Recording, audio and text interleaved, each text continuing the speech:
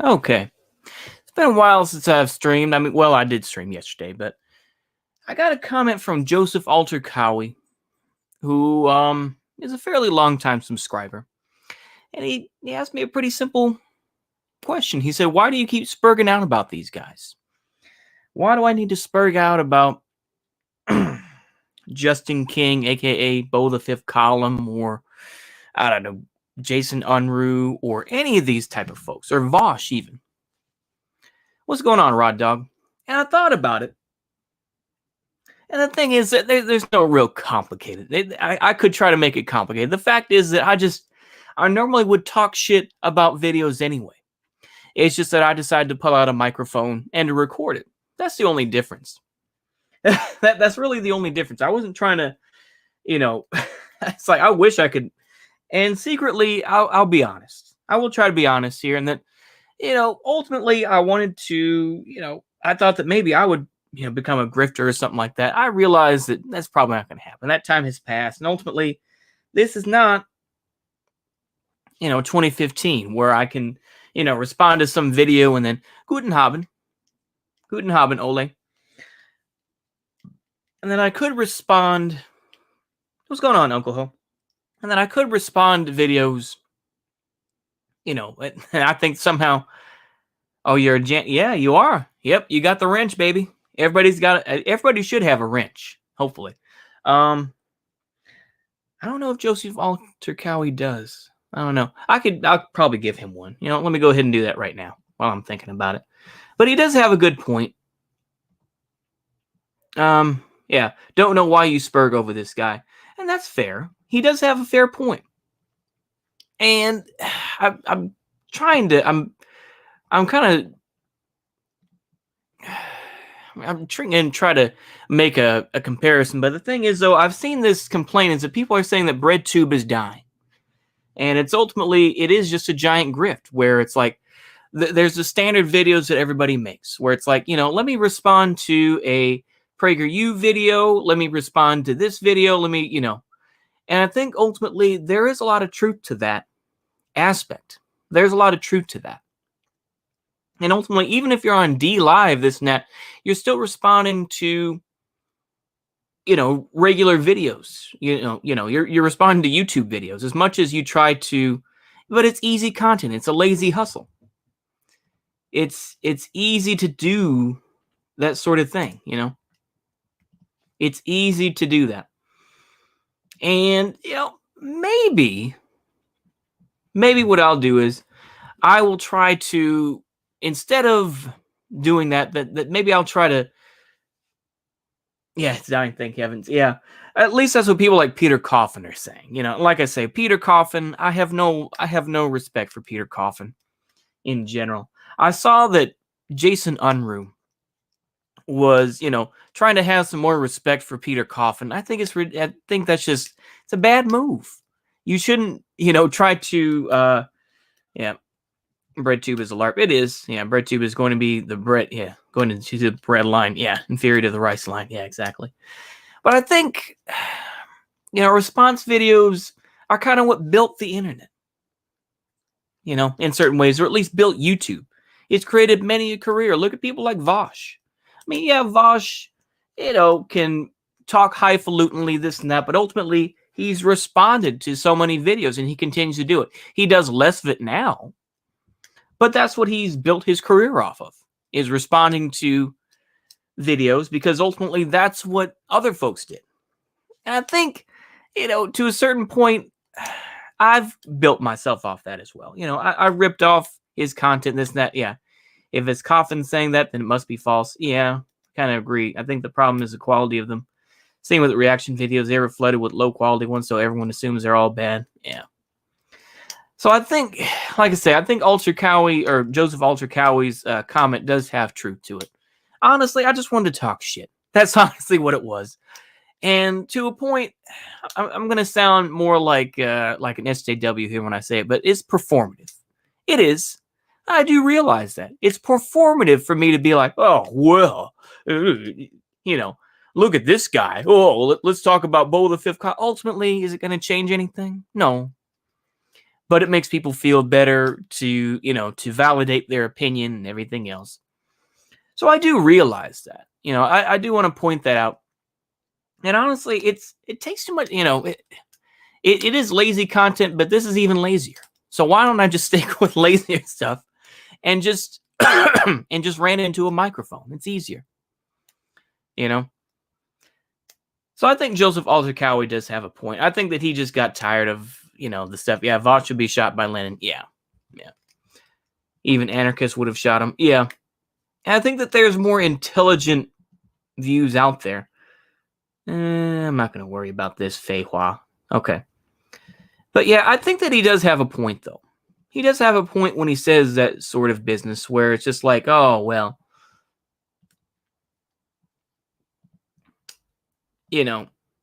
responding to videos is just is passe. People still make careers out of it. They can, but it's had its day. I'll put it that way. It's had its day. It's kind of, yeah. He would have been iced earlier by Zapata or Karmelyuk. Yeah. I think ultimately, like I say, I ultimately built this channel here. It was just about me ranting and raving, and I did the same type of thing. Like I say, I'm not going to sit here and try to make myself look smarter than I am. I just wanted to talk shit on the internet, because it's easier. But I think in a clearer sense of being, it's kind of passe. So maybe I'll just go back to ranting and raving in a microphone and, instead of just responding to a video, So maybe I'll do that instead. That sounds more realistic, I think. Maybe I'll talk more specifically about Texas issues, about what Texas is doing. That would require me to do more work, but why not? Maybe I'll do some more readings, this and that. I was planning on doing more readings as well. I'll probably finish reading. I'll probably just record them as separate videos, though. That way y'all don't have to sit through me, and erring. But I'll find, I'll read the rest of that Avengers book, and maybe I'll find some. I've got plenty of books on my bookshelf here I'm looking at that would be potentially good books to read, including, I'm looking at one right now, Blitzed, Drugs in the Third Reich. That'd be a good one to read. I could read that on stream, maybe. Yeah. I don't know how complicated that would be in terms of how many highfalutin words there would be, but, that'd be a good one. I've also, I know I've got some Angles books as well, so, that'd probably be better. That probably would be better. But yeah, I just wanted to say that overall, because I do realize that response videos and trolling, it's kind of like when I was saying with trolling. I'll still do it here and there, but I've tried to be a little bit more, not just saying ignorant things and trying to actually have an argument. But even then, I do realize that ultimately, it doesn't do that much good. It doesn't. But it's not like you can Fed post online and say, oh, yeah, well, here's our army. Hey, take a look at these guns. I'm not going to do that either. That's kind of stupid. So, you know what I mean? It's But I think that Joseph Altercowie does have a point. I'm right. I could spend 9 minutes ranting about it, but yeah, I've had a couple days just kind of quiet down a little bit. I've been doing the Yijin Jing. You know what? Maybe I'll film a video for that. I'll do something more positive. I'll put some more positiveness out there instead of me just spewing nastiness. Maybe I'll record a video once it's a little bit nicer outside. A video of the Yijin Jing and also the anyway, I'll go ahead and include it. I can't think of what the proper name is, but yeah, basically, I think it's just kind of like, hitting these pressure points, and it kind of helps you feel loose. So maybe I'll record that. It'd be a nice little video. Just something a little bit more positive. I feel like that would be nice to do. But yeah. Oh, such is the way, isn't it? I'm feeling kind of. I've been playing this song in my head because I didn't realize how much I did like that music in the movie Martial Arts of Shaolin. I think I'll wait until later tonight for us to watch that, because I think that's a great movie. I do. It's directed by Lau Kar-leung. May he rest in peace. Passed away in 2013. I think I can be able to show it on screen on on the live, because ultimately it's one of those things with YouTube where it's like they'll allow a certain video, but if you re-upload it, then they're like, no, we can't allow that. I don't know, but I'll see how that goes. It is a Shaw Brothers movie, admittedly, but I think it'll be okay. But that's a good movie, I think, in general, just in terms of the action to see. Just before Jet Li went to Hong Kong and directed a couple movies and starred in a ton of kind of the early 90s to mid 90s sort of Hong Kong, or the kind of a revitalization of the Hong Kong kung fu movie, if you will. But yeah, I think that was it was a darn good movie. I do want to talk about this though. It's interesting that people are still defending Joe Biden. I'm going to be like Jimmy Dore. Maybe I'll do that. Maybe I'll just become like another Jimmy Dore. Or maybe I could just be the me. I should just do that. Why do I need to be somebody else? Why can't I just be me? Let me see here. 1/3 of Biden's Pentagon transition team hails from organizations financed by the weapons industry. So I'm just going to read this to you. So this is from In These Times. This is from on Veterans Day. So there we go. July 2019, while campaigning, Joe Biden declared in a foreign policy speech, "It's past time to end the forever wars, which have cost us untold blood and treasure." But the president-elect, who as vice president oversaw wars in Yemen, Libya, Afghanistan, and more, is already embracing personnel with strong ties to the military apparatus driving this endless combat. On November 10th, Biden announced his agency review teams, which he says are responsible for understanding the operations of each agency, ensuring a smooth transfer of power, and preparing for President-elect Biden and Vice President-elect Harris and their cabinet to hit the ground running on day one. Of the 23 people who comprise, but they're also compromised, the Department of Defense Agency Review Team, 8 of them are just over 1/3 of that list. Their most recent employment as organizations, think tanks, or companies that either directly receive money from the weapons industry or are part of this industry. These figures may be an undercount, as in these times was not immediately able to exhaustively source the funding of every employer. The Center for Strategic and CSIS. Yeah, this is something that, like I say, I know Jimmy Dore covered this, but I figure I'll just read through this here to make sure. But yeah, 2 of the individuals named for Biden's Department of Defense Agency review team, Eli Ratner and Susanna Bloom, lists the think tank Center for a New American Security, CNAS, as their recent employer. CNAS takes a significant chunk of its money from Northrop Grumman Corporation as well as the U.S. State Department, $500,000 or more per year on both counts, and from Lockheed Martin, Raytheon, and a host of corporations, including oil companies. And I think also the RAND Corporation as well. So there you go. 3 people from the team, Stacey Pettijohn, Terry Tenelian, and Christine Wormuth. Like I say, I know that he has covered this already. Like I say, I know that he's covered, but I'm doing it here just to be safe. Yeah. How our socialists can support Biden is beyond me. He isn't even a social democrat. He's a typical neoliberal. Yeah, absolutely. Can't wait for the libs to try to justify Biden's war machine. Exactly.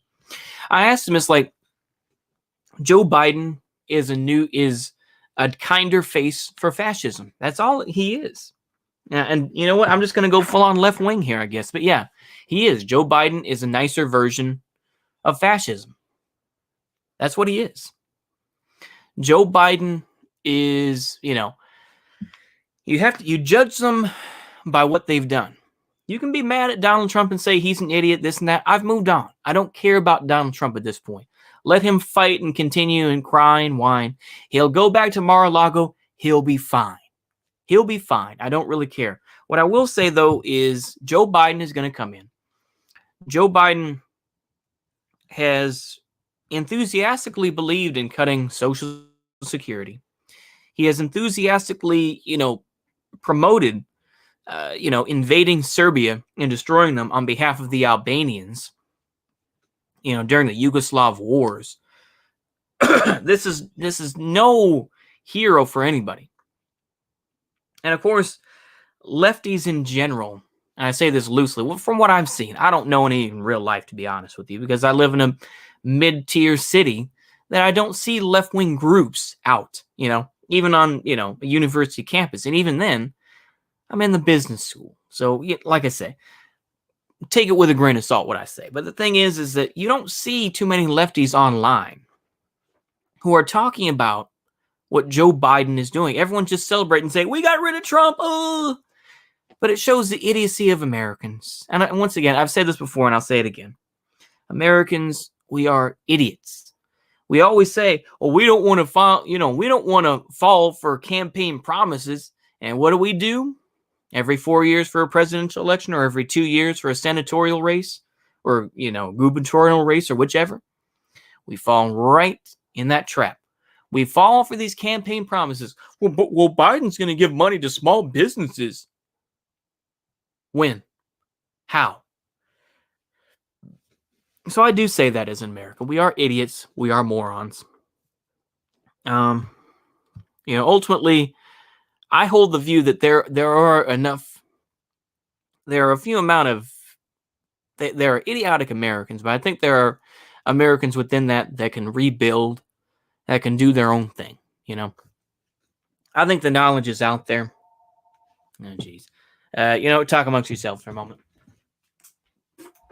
Let me check here. Is that you, man? All right. Sorry about that. But yeah, it's such as the way. Yeah. Yep, as long as it doesn't affect them, they will ignore it. Yep. That's true, Rod Dog. But I would say, obviously me being an American, I'm not going to sit here and criticize all Americans. That's what, people will say. People can hate the United States for their imperialism and everything else. Ultimately, I feel like, as you know, I'm more black-pilled in the sense that you can go ahead and take out America. I'm not going to sit here and fight you and say, oh, well, you should try to defend America. No. What I will say, though, is the United States will be replaced by another power that will be just as imperialist. That's my take. So go ahead. You can wish for the destruction of the United States, but there's this very ignorant, simplistic view where people are like, well, if we destroy America, then everything's going to be great, no. That is an ignorant take. To me, that's sort of, that's so limited thinking. It's like, if you just want to hate America and destroy it and just be, more of a, autistic guy, then go ahead. I'm not going to sit here and fight you about it. What I will say is, it is what it is, I don't know. Like I say, I do realize, though, and I will try to remain consistent, is the United States is not going to have a civil war anytime soon. We're just going to continue to be ground down, and, just kind of, we're just going to continue to be in this malaise, and ultimately, all we can do is to drum about it, or say, fuck Trump and fuck Biden. To me, that sort of protest stuff does not do any good. It doesn't do any good. You need to go out and, I'm going to be a Fed poster just for a brief moment and then I'll skip out of it. But you need to disconnect from the system to a point. And you need to have people who can observe it, but you yourself need to be like, you know what? I'm leaving. I'm not going to get involved with it. And, possibly going out and starting something bigger, you always hear this from lefties like, oh, well, you can, we should build dual power structures, this and that. And yet they say it in vague terms. They don't actually do it. They don't actually describe it because obviously they're YouTubers. They want to make money. They want to, they want you to pay for their lifestyle, lavish or not, to defend themselves. Yeah, but that's me. How popular is the Texan separatist movement in Texas? I have no idea. I have no idea, Ole. But in general, I think that it does have some effect. It's like let me go ahead and take a look here. Let me take a look at Texas secession. Texas secession 2020. Oh, really? Most likely to succeed. Okay, so this is November 11th. Okay. Okay. Can Texas secede from the U.S.? Really? Let me see here. I'm guessing the answer is no, but I'll go ahead and see. Okay, the Texas legend is a common myth mired in legal issues. It's a common adage in Texas that we are the only state that can secede from the U.S., but is it true? In short, no. Shocker, right? Every Texan born and raised in our great state has heard the old saying that Texas was the only state that can secede. However, a so-called Texit or Texas exit from the Union is a common myth mired in legal issues that would make secession controversial, if not outright illegal. Okay, Supreme Court case 1868, Texas versus White. Also backs this up as justice. Okay, that the legality of seceding is problematic. The Civil War played a very big role in establishing the power of federal government and cementing that the federal government has the final say in these issues. The court's decision meant that no individual states are now allowed to secede from the Union. The union between Texas and the other states was as complete and perpetual. Okay.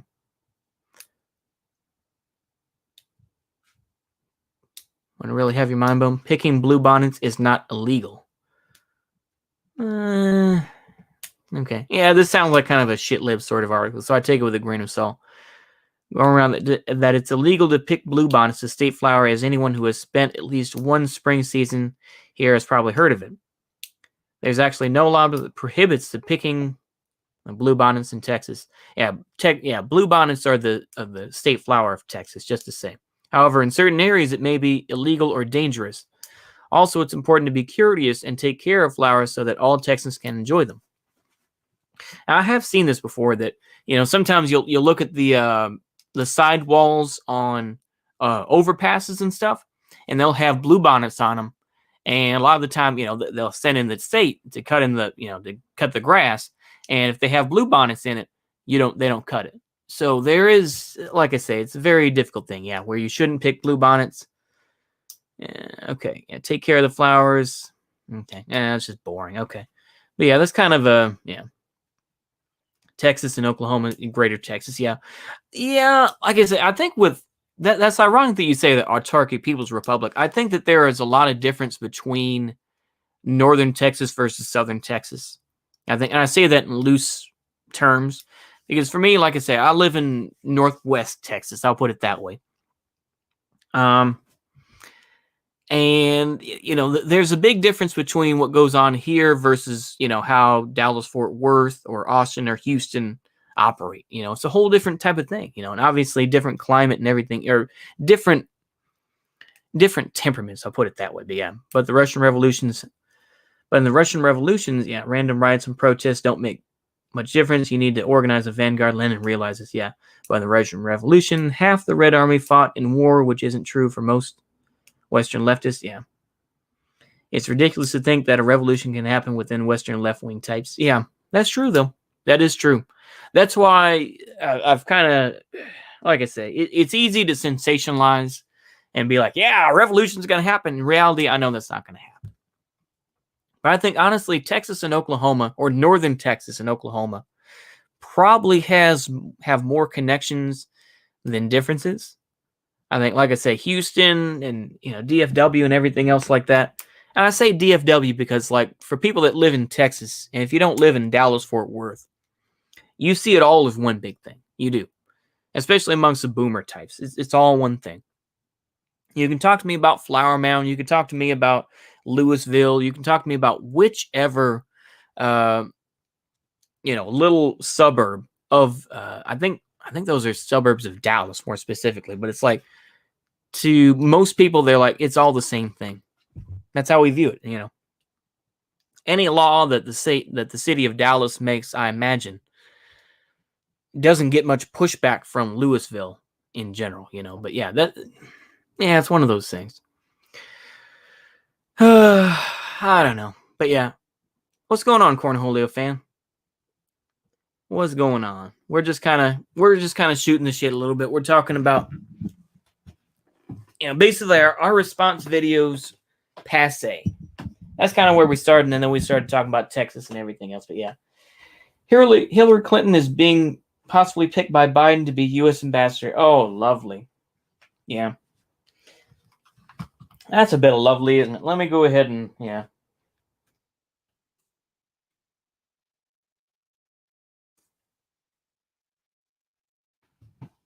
Oh, yeah. Considers Hillary Clinton for U.S. ambassador role. Holy moly. Okay, I'm going to just go ahead and read this. From the Independent, transition team of President-elect Joe Biden has been vetting potential candidates for months and will present him the potential choices in the coming days. Yep. He came, we came, we saw, he died. Ha ha ha ha. Yeah, that's the famous bit from Hillary Clinton. But yeah,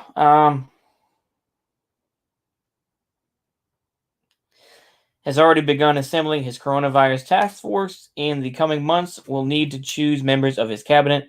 Discussions are underway, even as Mr. Trump refused to concede the election. On Ms. Clinton, is she not married? Hold on. On Ms. Clinton, hold on. Is Hillary no longer married to Bill Clinton? Hold on. Let me check this here. Let me check this, because that doesn't sound quite right. What's this?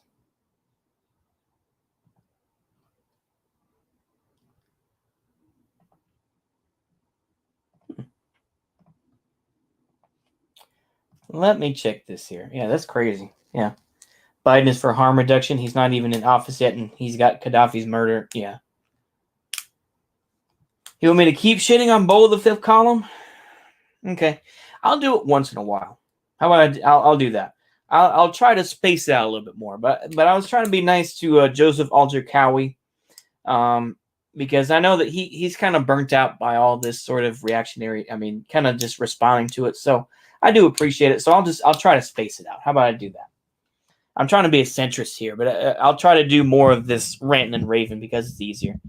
Hillary Clinton for harm reduction, and somehow I saw, even in far left circles, that somehow Biden was shit, but still better than Trump. Yeah, exactly.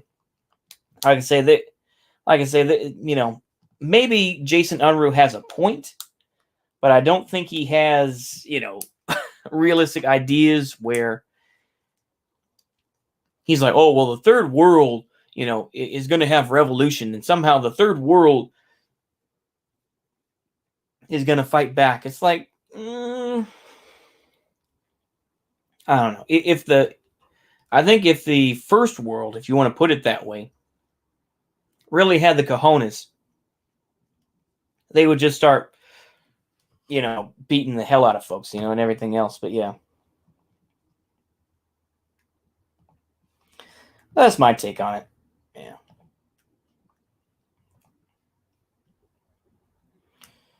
Yeah. Oh boy, that valuetainment guy. Oh my gosh, that guy's still around. Oh boy. For those who want to know, yeah. Does Jason think all of America is just the Bay Area or something? I don't know what he thinks. Yeah, I think Jason is one of those guys who always has to be right, even when surrounded by a burning house. Yeah. You didn't miss that much. We're just kind of ranting and raving here. We're just kind of. I'm going to do less response videos. I decided. I said that I wasn't going to do response videos, but maybe I'll just do them sparingly. I'll do them sparingly. And even though I did go on a rant earlier saying that, response videos are kind of lazy content, this and that, but I'll do them once in a while. Because I think it's important to at least see what these folks are saying. I did see a video from Thought Slime, and instead of me going on and on about it, is that basically he was saying is that the conspiracy theory that Bill Gates is going to, yeah. I did see his video about BreadTube. Yeah. I see, yeah, BreadTube is successful leftist practice, whether he likes it or not. Yeah, it's good at making money, yeah, and it has brought people over. Yeah, the left has evolved organically or not. Yeah. Jason Unruh in general, I think he's just so behind the times in a lot of ways, you know. I think Jason Unruh,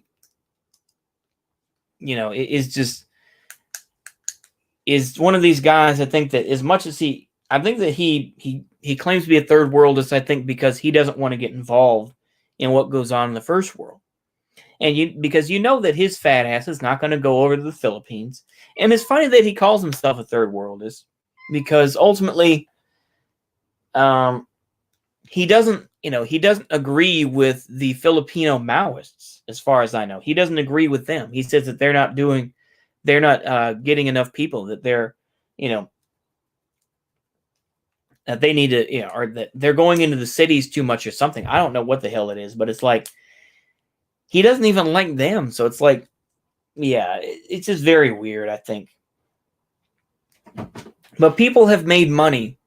People have probably made more money from supposedly being resistance fighters, when in reality, it's just a grift. They're not going to do anything. They're not going to organize anything. They just want to talk shit. And I agree that, in a lot of ways, and I was saying this earlier, is that, just making response videos over and over, or showing clips over and over, it gets boring, number one. But yeah, is Arkansas or West Virginia third world enough for Jason? Yeah, it could be, yeah. Yeah, third worldism is escapism, changed my mind. Yeah. I think he's mad they're more successful at being grifters. Yeah, exactly. Third worldism is, revolutionary ideation. Yeah. It's funny because as far as I know, a lot of MLM is kind of a grift. Yeah. Colombian MLM groups, are in the drug trade form when I heard about. Yeah. Yeah. Yeah, I do have that feeling too about third worldism. I feel like third worldism is just kind of an excuse to kind of fetishize people.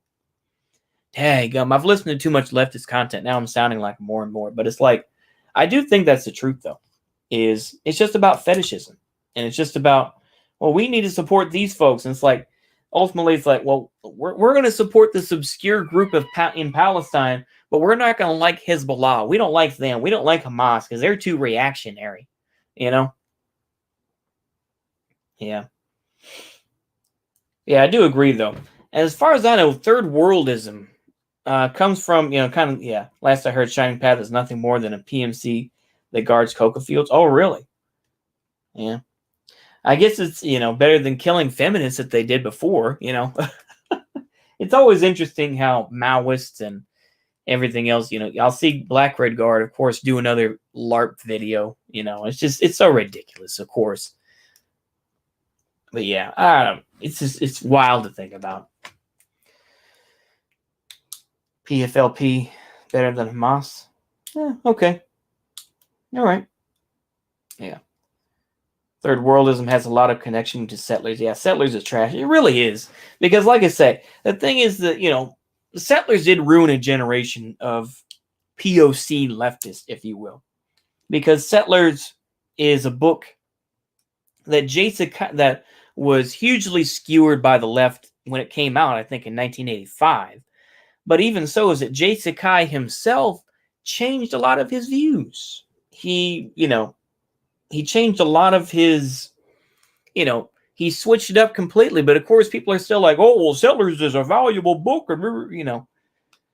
It's like, okay, yeah. All I need to know about Settlers from what I've read, which isn't that much, is just basically, okay, the white working class never existed. That's all I need to know about Settlers. That's all I need to know. The white working class never existed. Only POC are true working class. Okay. That's all I need to know. Be like, okay, I'm part of that white people are part of the labor aristocracy. All right. That's all I need to know. I don't need to. Oh my goodness. Did y'all hear that? Yeah. And essentializes Americanism to white people. Yeah. Yeah. Like I say, I think that there's, from what I've read of it, it just sounds like it reeks of cope. Yeah, it does. Yeah, the kitty is loud. He is loud. Let me go ahead and give him some temptations. Y'all just go ahead and talk amongst yourselves for a minute. Oh my goodness. Okay, okay. Don't let him try to fool you. He's been fed. Hello. All right. Yeah. Mhm. Hello. Hello there. Here we go. All right. Oh boy. You goody. Oh my goodness. All right. I'll get it later. All right. Oh. But yeah, such is the way. That's okay. Yeah, cat pill. Yeah. Settlers is woke Mein Kampf. I've read it. Yeah. There's an entire chapter in praising Marcus Garvey. Oh, really? Yeah. It is. Yeah. I've never. Yeah. Because I've. Hmm. Wow. I need to look through Settlers again. They have a whole chapter. Yeah. That's kind of funny. Yeah. Marcus Garvey. I do. I think I read on stream. I think a little bit of Marcus Garvey before. But yeah. Imperialism mainly serves the ruling class of the country. Yeah. Yeah, settler side win. Yeah, one day it may happen. It's just wild to think about, isn't it? I'm sorry, I repeat myself when I say it, but yeah, Settlers is one of those books where it's just like it has ruined a generation of people. It really has. It's like Jay Sakai has moved on from that book. Now I think that he's just so underground. Nobody knows what he looks like, this and that. As far as I know, he's actually a Japanese dude who LARPs as a black dude. Because it's like I remember him. I think I saw an interview with him somewhere where it's just like he worked with white folks in the 1970s. This and that's like, well, you wouldn't see a black dude doing that. So obviously it must be, yeah, that's me. In Britain during the British Empire in its height, there was still working class that was dirt poor. Yeah, that's true. Well, that goes back. I'm going to try to be somewhat more left wing here, but there is ample room to say that as Marx said, the reserve army of labor. Does Jay Sakai have any recent interviews or on his opinions? I think he. Let me see. I remember that I saw one. I can't think of where it is offhand, but I know I'm sure if you type him out, I'm sure that you could find it. Yeah, left wing tojoism for the win. Yeah. The Haitians didn't touch the poor Polish workers when they had their revolution. The French aristocracy wasn't so lucky. Yeah, that's true. That's true. The thing is that, the thing about the Haitians, though, is that they kind of continued on. They're like, well, you kind of, they saw things in, very economic sense where they're like, you kind of still have to work on the farms, this and that. You kind of have to stay in this. And so Dessalines was executed. So I think that there is another book that I do have, ironically, about Haiti, which I do need to read through the whole way through. But I think there's a lot of good stuff in there just talking about the strength of the Haitian people, this and that. Ironically, I think it was written by a Frenchman, but I think it does have its value. I'll put it that way. But yeah. Yeah. Apologies for the cat, though. The cat does kind of get loud.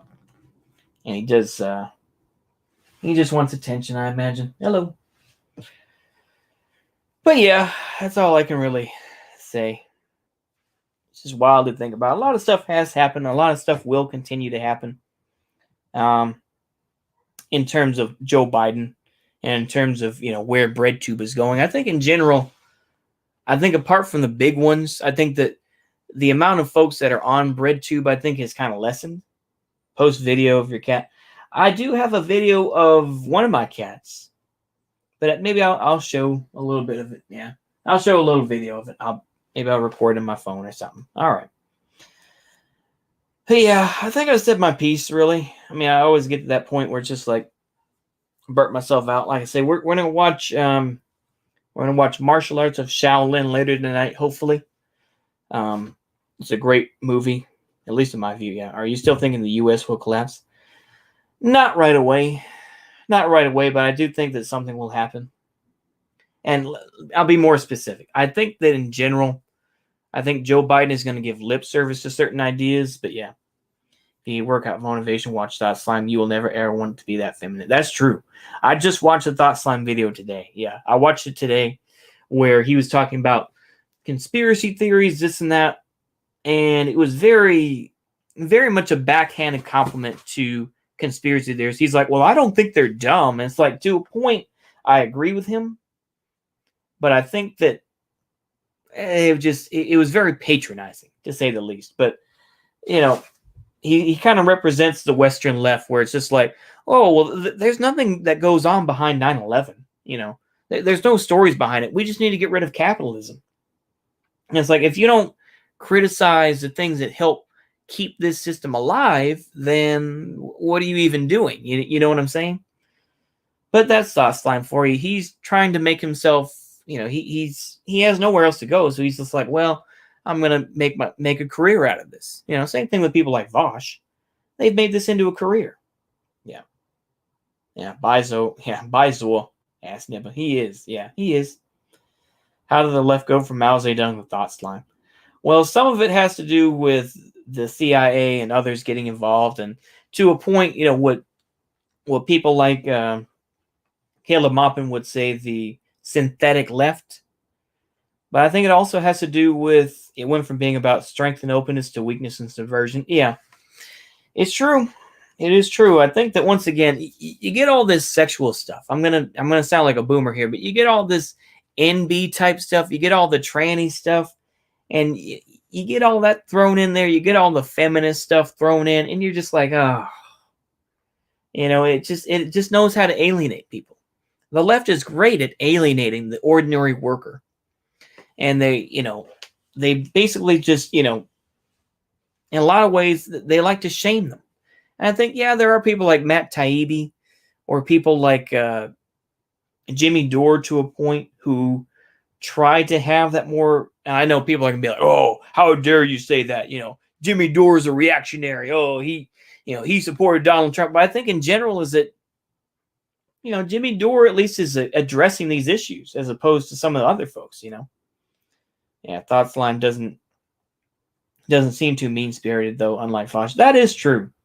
That is true. I heard that he does kind of get catty, though. But yeah, Thought Slime purposely tries to make himself a joke and doesn't kind of on purpose. Kind of like make himself look like a clown in a lot of ways. Yeah. Yeah, Vosh is confident. Yeah, I will give him that. Yeah, Vosh is confident, but he's got other people, he's made this into a career where he doesn't have to have a regular job. He's going on TikTok and everything else. He's really trying to expand his brand, if you will. But yeah, I miss the days when feminists were against pornography and prostitution. Yeah, that's true. As a leftist, that's true. Too many leftists create their own enemies by saying ridiculous stuff. Yeah. Vosh for president. Oh, boy. Yeah. 9/11 was mutation of USA imperialism, something like Vosh, Vanderhall, or Shoe-on-Head wouldn't understand. That's true. They probably wouldn't. Yeah, Vosh is the DNC version of Trump. Yeah, he really would be. He really would be. Yeah. It's wild to think about, isn't it? Yeah. Vosh said he makes 120,000. Yeah.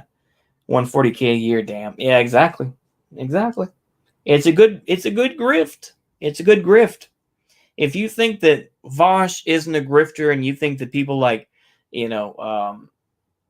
Tim Pool, I know that they always love to dogpile on Tim Pool. It's like, look, I get it. Tim Pool isn't that great of a guy. Fine. I don't care, though. I don't care about people like him.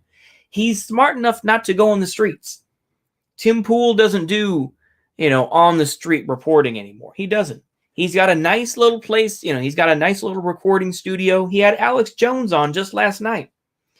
And he's got a whole bunch of sycophant, idiot guys who are in there with him, and one femoid. It's like I don't have anything against women. I'm not going to simp too hard, but it's like, no, she's an idiot. She is, and she's just there as a sycophant for Tim Pool. But it's like, it's just so ridiculous, It's like you can dislike Tim Pool and not make it an issue every other video. It's like, oh well, Tim Pool, this and that. Once again, though, you're not fighting the system. Yeah, Vosh has never been on the street. He has never left his room. Yeah, You go back far enough, feminism was against abortion. Yeah. Yeah. Imagine thinking that abortion GF is hot. Okay. I mean, whew, okay. All right. Vosh's dad, like a super class elite. Yeah, he is. Yeah, his dad works in Hollywood. I think his dad is like a producer or something like that. You know? But yeah, apparently, I think worked on various movies. Somebody's eventually going to find out who his dad is. Oh my goodness, that's going to be the day, isn't it? You know, I've seen the pic of her walking out with the unbuttoned shirt. That's not no. That's not a good look. Yeah, it's crazy to think about though. Like I say, I'm just ranting and raving. Fidel Castro was originally phalangist. I don't know about that. He had the phalangist liked him. I'm not sure if he liked phalangists though, because Fidel Castro was part of a group that he was like part of some Jewish groups as well in college, I believe, with Fidel Castro. I was reading a blurb about it, but he was very much somebody who, was very much talked about the Holocaust quite a bit. So it's nice to say. I mean, I think once again, I don't know. Yeah, Foch is Jewish, not Polish. Oh, okay. I'm not gonna get into that. I've tried to move on from that because it's easy to so many people continue to think that the far right still talks about the echoes and all that, but it's like that. I think in general, people have moved on from the echoes, this and that. They've moved on from that sort of thing. And I think it's bigger than that. I do. There are other groups that get involved. Look at Kamala Harris and all the folks who are just like, oh yeah, well, she's Indian. Well, what, is she part of the Brahmin caste? So we have to talk about the Brahmins and everything else. He was originally a follower of Jose Marti. Oh yeah, with Fidel Castro. Yeah. Fidel Castro was pretty right wing. I think that there are some folks who are trying to be like, oh well, maybe Che Guevara could be. What is the far right about now? I don't know what the far right is, to be honest with you. I don't really think the far right exists in the same way it used to. I think it still exists, but I think that so much of it is Fidel was based. Yeah, Fidel was based. He definitely had a good swagger about him. He definitely did. For me, I was too much of a conservative to really, care what he thought at that time. But it's like, yeah, the more I've seen videos of him, he was very based. Yeah, El Jefe, definitely. But I think the far right, I mean, we see Nick Fuentes, and I'm giving this take on it, but I see Nick Fuentes going out there and saying, Fox News sucks. And it's just like, that's so gay. And it's just, I mean, is that all that far right can do? Supposedly? Fox News sucks. It's just stupid. It's stupid to think that, yeah. Che and Perron were associates, apparently. Yeah, I've heard that. And that I think that's more of a, kind of a pan.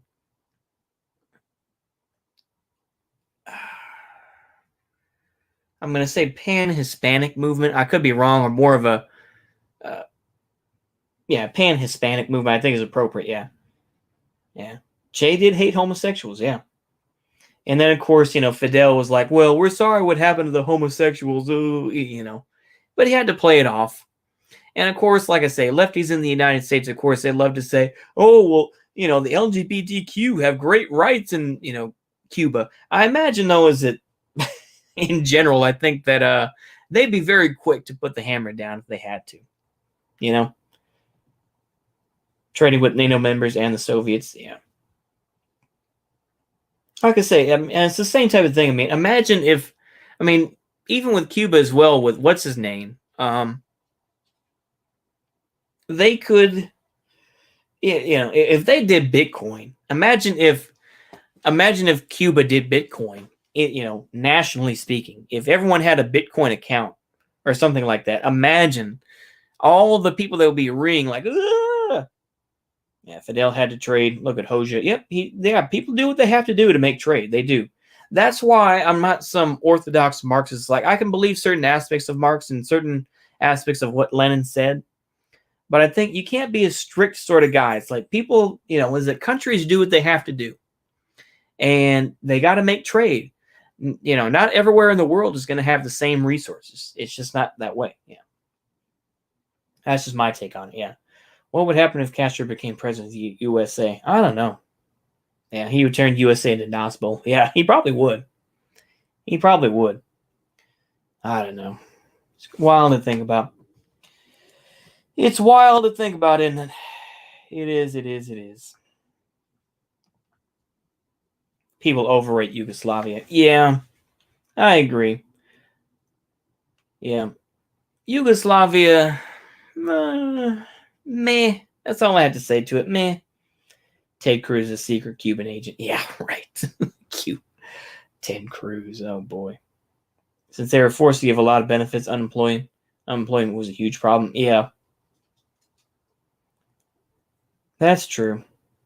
Like I say, it's a complicated thing, man. Like I say, it's easy to just say left versus right, but I think that the world is not that easy to make a. It's not that easy to inform. It's just the world is a blend.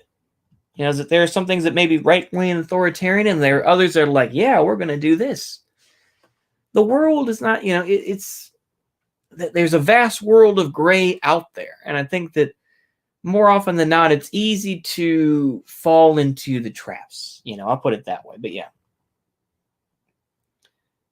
The Skelligates Donald, yeah. Nasbold Ted, yeah. Loads of welfare queens, yeah. Fought against Batista, yeah. It's crazy to think about. Like I say, I'm not going to steer anyone away. I feel like, with the way leftism is seen today versus, the demonization was Hitler left wing or right wing. He was right wing. Well, actually, he was more centrist, but he was pretty right wing. He was, yeah. Like I say, you can get into the whole Strasserism versus. I'm not going to do that. So many people have covered that shit. Yeah, ethnic nationalist. Yeah. He was a Spurg as well. Even I have to say, he was a Spurg. Hitler was a Spurg completely. Undermined his own country. Once he took over the government, or once he took over the military, more particularly the army, ruined everything, this and that. But that's all standard shit. I don't like to talk about Hitler. I'm so sick of hearing about it. It's like in general, I can read some books about World War II and I can see some videos, but I'm so tired of people constantly bring it up, That's my take on it. It's ridiculous. Yeah.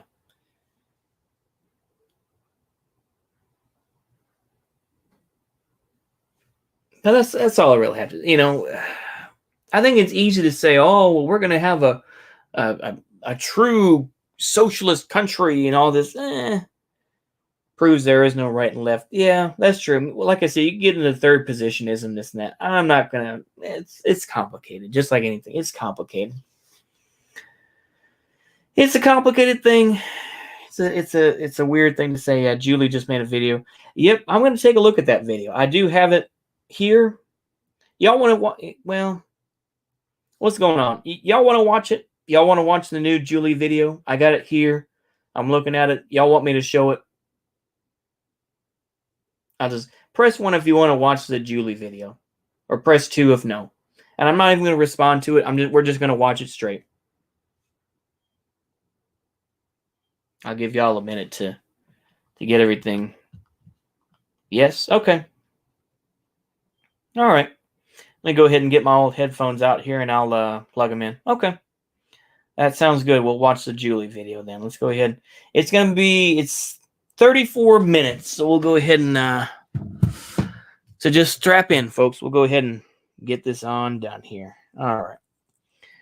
So just to make sure here, this is not a response video. This is just us watching it, and I may drop in some comments here and there, but I'll try to keep those to myself. How did I get this? Oh boy. How did I get this all tangled up already? Okay. Sorry. Trying to get my headphones undone. Yeah, we'll go ahead and watch the new Julie video about the Dutch occupation. I wonder if he's going to show the clip of the... there's this guy, Vims. I know it goes back and forth, where Vims was he was a Dutch volunteer in the SS, and that he helped fight, was more left than Hitler. Yeah, there's aspects of that. Let's see what we got here. Okay, there we go.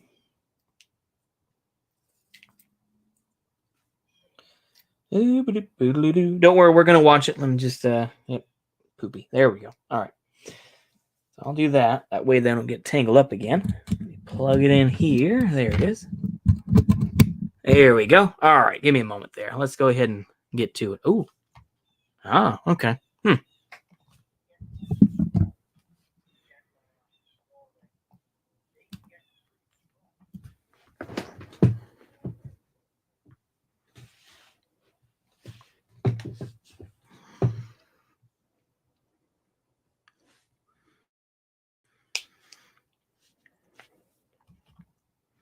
Oh yeah, he's talking about Tick. Yeah, I feel so sorry for Tick, because I think he does make good research videos, but his politics, his libertarian, and he really is a libertarian.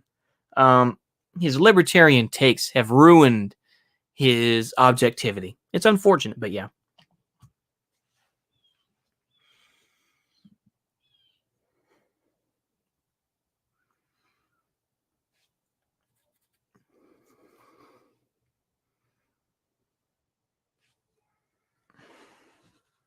Yes.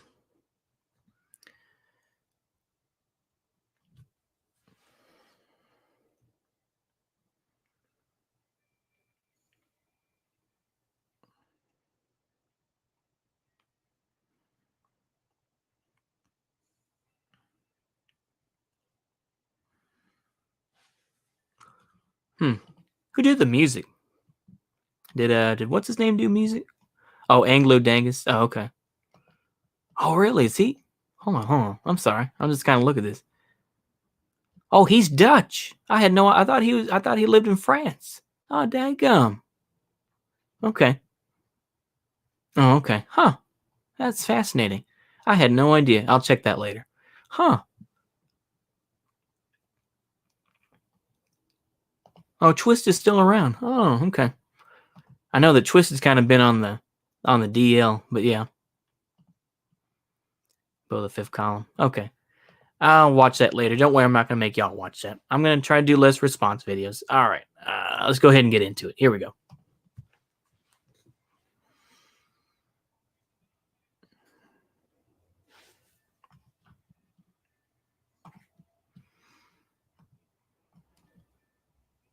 Yeah.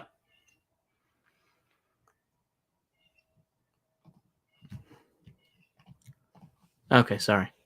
Okay. Here we go. All right.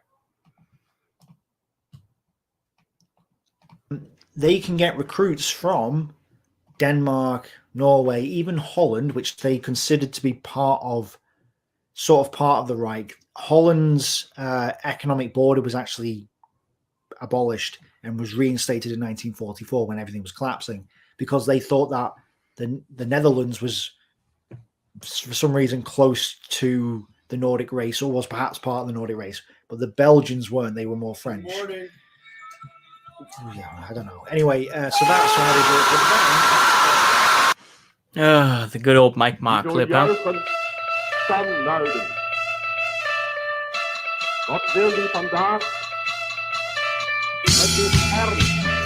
There you go, yeah. Real politic, yeah. Yeah. Yeah, true.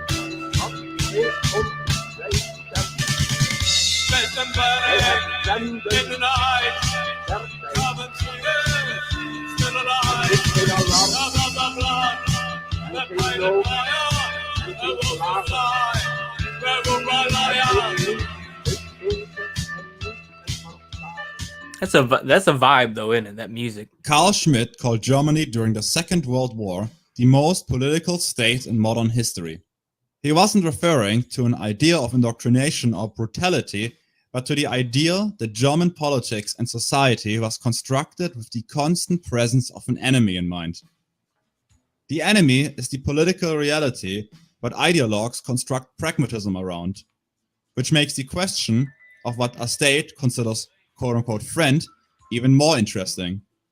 One thing that can be said about National Socialism is that what it considered quote-unquote friend did not only apply to the German borders of 1939. Especially the inner circle of the National Socialist Party had a genuine belief that their mission is not only a unification for Germans, but all Germanic peoples. And one country falls into a purgatory spot right in the middle between the Nordic countries, like Denmark or Norway, and the actual German countries that were beyond the German borders, like Austria. The Netherlands were not as close to the German people as, for example, the Austrians, but also not as distant as the Nordic countries, who had very little connection to the German people since the migration period.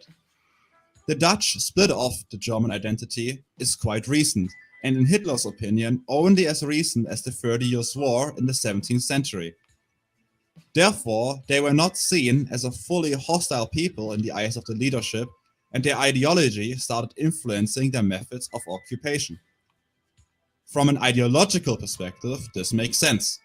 The vision seems almost romantic, and especially when looking at conversations of, for example, Hitler, the intentions seem genuine, which makes the following disaster of an occupation not only more interesting, but also important politically.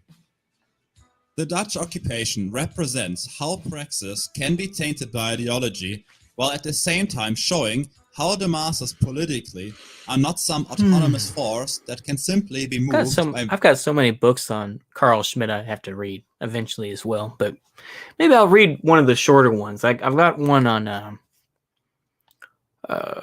partisan, the theory of the partisan, I think, or something like that. So maybe I'll read that on a stream one day. Anyway, let's go ahead and continue forward. I'm just saying. Vague idealisms. This video will focus primarily on the history of the occupation itself. I am primarily a historian and not a philosopher, so who cares, but it still teaches a very important political lesson, and it wouldn't be this channel anyway if I didn't give historical evidence for my political claims. I'm not gonna pretend to be some based centrist, but I think a big problem with history YouTubers is that they are dumb beyond belief about politics. And this leads to the most horrid analysis of political influence on historical events. So I think that my excuse of not even attempting political centrism is more beneficial than harmful. Because of that, we can actually understand the inner rationality of the ideology and actions, and not just some external scientific view.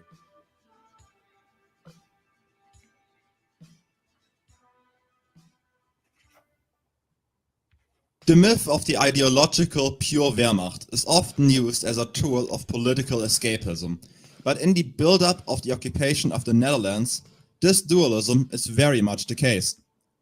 The Wehrmacht, being very much aware of Hitler's distrust of them, planned one of the supposedly most detailed occupation strategies seen up until that point in the Wehrmacht, especially to appeal to the Nazi leadership. Hitler surprisingly accepted the plans, and the Wehrmacht attempted a very passive and neutral occupation, with the purposeful lack of any National Socialist ideological caveats. The memory of and the problems of the invasion of Poland were still very much in recent memory. The lack of a hands-on approach to the lowlands can at this point be rather attributed to the insecurity of the campaign against France and England. The primary goal was simply achieving a stable occupation.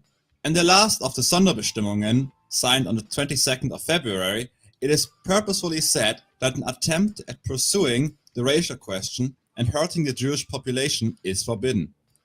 With one of the grandest military successes in history, the French fell rather quickly, and therefore Hitler's confidence and therefore idealistic aspirations had room to come to the foreground.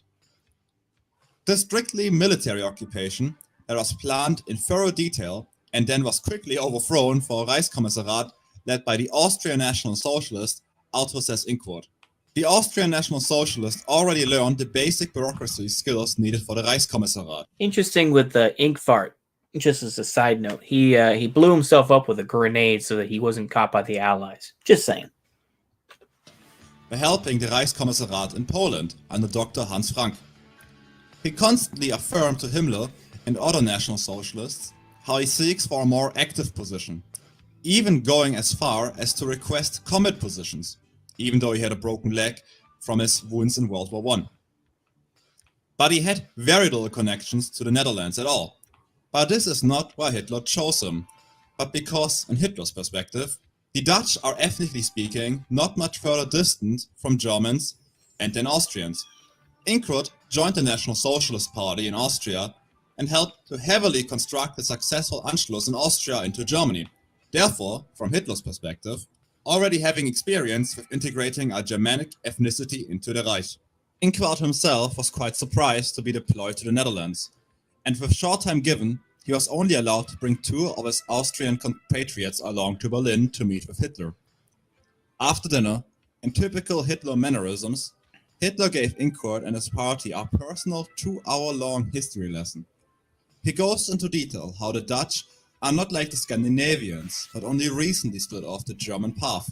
But even with all the idealism, Hitler reminds Inquart to in Wahrung der Interessen des Reiches, die öffentliche Ordnung und das öffentliche Leben sicherzustellen und wirtschaftlich möglichst an das Reich zu binden. Hitler in private compared the integration of the Dutch similar to the Germanization of Bavaria following the Franco-Prussian War, implying that the Dutch will go down the same path as the Bavarians, but this time the unifying enemy were the Bolsheviks. Inquart was therefore forced into a complicated balancing act that shifts between idealism and pragmatism. He had to integrate the broader ethnicity into a pan-Germanic identity, while also at the same time valuing the interests of the Third Reich higher. Hitler's orders are far-fetched from a pan-Germanic realm where all Germanic people are instantly seen as equal, but a concretely German empire that sees Germanic peoples, notably the Dutch, ready for integration. The uncertainty of how a group reaches a positive integration after defeat and subsequent occupation led Inquart to develop his strategy of quote-unquote Selbstnazifizierung. Selbstnazifizierung, or literally translated self-nazification, seems almost comical as a term when comparing it with the later end of the occupation. The starting point of the RKS in the Netherlands has multiple traits that allude to a quote-unquote charitable occupation. Multiple attempts at discourse of Dutch politics, publicity stunts, and grand speeches to support the image of this friendly occupation. Inquart showed surprising levels of restraint towards the Dutch governmental apparatus, and even to the resistance against the German occupation by state officials. A substantial part of the Dutch government was left in local control to secure the economic interests of the Reich and to stop potential for interruption in the bureaucratic efficiency. On the 28th of May 1940, the Dutch General Secretaries of the Hague accepted invitation by the Reichskommissar, where he told them, Ich bin hier, um die deutschen Interessen zu vertreten. Darüber können Meinungsverschiedenheiten entstehen. Wenn Sie nicht mit mir einer Meinung sind, so erwarte ich, dass Sie das sagen und gegebenenfalls Ihren Abschied einreichen. Ich kann es jedoch nicht dulden, dass Sie mit mir einer Meinung sind und dennoch meine Arbeit sabotieren. Ich erwarte, dass Sie das deutlich aussprechen. Wenn Sie in einer solchen Situation zurücktreten, werde ich Ihnen keine Schwierigkeiten machen. His appeals to the population were diverse and largely inspired by the same strategies the Nazis had used in Germany to appeal to the people. Inquart launched the Winterhilfe Niederlande in early October 1940 and also helped to allocate monetary funds to the damages that were inflicted during the Rotterdam bombing. Inquart participated in multiple publicity stunts, not too different to the Hitler Youth rallies. To distract the Netherlands from hostilities, he started the Akt gegenseitiger menschlichen Hilfsbereitschaft. The notable universal adjective of humanity instead of Germanic or different ideologically charged term is another interesting sign of appeasement to the liberal Dutch population. This maneuver was to thank the Dutch for taking in a large amount of children during the Great War. The Reichskommissar also often appeared in civilian clothing. mostly for festivals instead of his uniform. These attempts to pacify the Dutch population had only small effects, but received positive reports in local newspapers. While the action itself was pragmatic in nature, it is undeniable that the Dutch experienced a level of privilege when compared against the occupation in the east or the military occupation in North France and Belgium. Further steps in achieving Inquart's plan of quote-unquote self-Nazification show themselves in his early contacts with the Dutch elite and politics.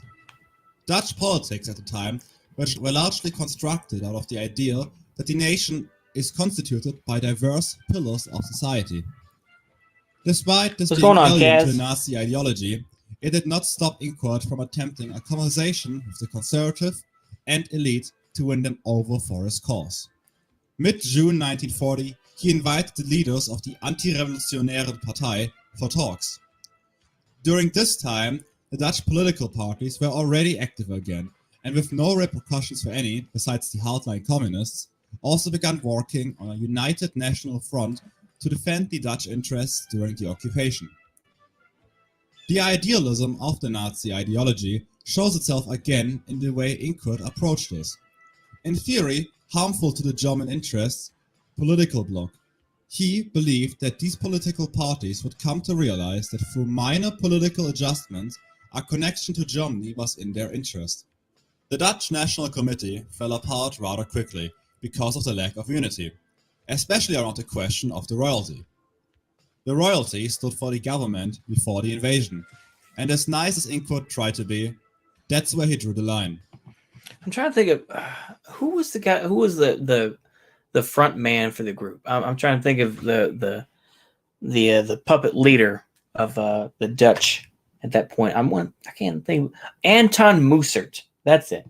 Yeah, Anton Mussert. I mean, this isn't necessarily a response. I just want to describe it a little bit. Anton Mussert was an idiot. And he was kind of a goober. Yeah. Mm-hmm. Yeah, Anton Mussert is the guy that was he was the figurehead of the leader, but obviously Arthur Seyss-Inquart was the guy that actually was in charge. And he,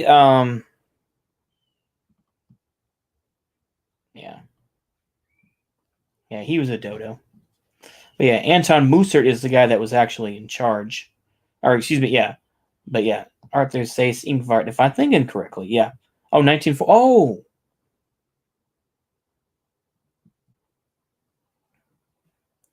Oh, he did blow himself up with a grenade. Oh, damn. Well, I take the L on that. Excuse me. I guess I told y'all wrong. I'm sorry. I guess I heard it wrong. I thought that, yeah, Seyss-Inquart, was the guy that, he didn't blow himself up with a grenade. I guess he was executed, so sorry about that. I take the L on that, yeah. Yeah. It's crazy to think about that, yeah. Reach 100 subs, but I've got a strike active until February, so I can't do anything about it. Yeah, usually it just goes away. Yeah, there's anti-revolutionary sentiment in Germany. Okay, I'm going to go ahead and let y'all talk amongst yourselves. Let's go ahead and finish this. This leads to the forming of the Nationale Unie, which was led largely by conservatives. The Unie left any questions around the topic of the monarchy unanswered on purpose. For them, German hegemony was a reality that the Dutch political parties need to accept to defend Dutch interests. Inquart spectated this development and showed passive support for the fast-growing movement. On the 10th of May, he addressed the Dutch people with a speech that included: Willensbildung kann ihre Autorisierung niemals von mir als dem Vertreter der Besatzungsmacht erwarten, sondern dieselbe lediglich dadurch erhalten, dass sie das niederländische Volk von der Richtigkeit ihres Weges überzeugt. This seems contradictory to the original plan of self-Nazification and the general vision that National Socialism was the path for all Germanic peoples, by showing his support for a nationalist but clearly anti-national socialist cause. To understand Inquart's behavior, another actor in the political game of Dutch politics must be introduced: the infamous Nationalsozialistische Bewegung in Nederland, or in short, NSB. Contradictory to what the name implies, the NSB would not be a Dutch imitation of the NSDAP. Those parties did exist Marxist in the Nationalsozialistischen Niederländischen Arbeiterpartei, in short NSNAP, but were even more obscure than the NSB itself. The NSB propagated a greater Dutch empire which included an annexation of Flanders and South Africa, but no plan of the integration into Germany, which was the main ideological element the Nazis so desired. The NSB, despite its Dutch irredentism, became still the biggest fascist party the Reichskommissariat had for bringing the Dutch population closer towards a general pro-German position. An original plan to include the NSB in the civil government was disliked by both Hitler and Inquart. The fresh memory of the absolute failure of Quisling and the Norwegian National Socialist movement was the main reason for the unpopularity of simply putting local Nazi leaders into positions of power. The strong hatred between the NSB and the pan-Germanic nationalist parties also did not stop the SS from seeking contact with the leader Anton Mussert on the 22nd of May 1940. Anton Mussert, while not being pro-annexation at this time, was aware of the pragmatic value the Germans offered his party, and stated that the Dutch population is defensive but largely quote-unquote pro-German. Hitler already had minor contact with Mussert in 1936, but held no high opinion of him. Neither did the Dutch population, with the NSB never getting more than 8% of the votes and quickly falling below 4% after state repercussions. Even after the invasion, Lehigh, yeah. the Nazis disliked him a lot, even Okay. calling him a liberal nationalist who simply used fascist methods and who was afraid of a greater Germanic Reich. The Nazi idealism for the Netherlands was met with political pragmatism that came out of the trauma of Norway. The chance the Nationale Unie offered was an organic movement that achieved 800,000 members and with at least some public support, opposed to the NSB and other fascist parties who were seen as national traitors. When considering that the Nationale Unie restrained itself from swearing a loyalty oath to the crown, it is understandable why the Nazis hoped to bend the Unie for their occupational interests, instead of jumping onto some utopian ideal that the NSB presented. This does not mean, however, that there was no idealism among the Nazi vision for the Nationale Unie. The Reichskommissar did have hopes to bend the party to a more hardened nationalism, that then could be used to get the Dutch nationalists to their natural conclusion that any Germanic nationalist movement should take, from the Nazi perspective at least. And this was that National Socialism and a close connection to the Third Reich was in their natural interest. Inquart's restraint towards the entire political situation is quite astounding, especially in context of the war.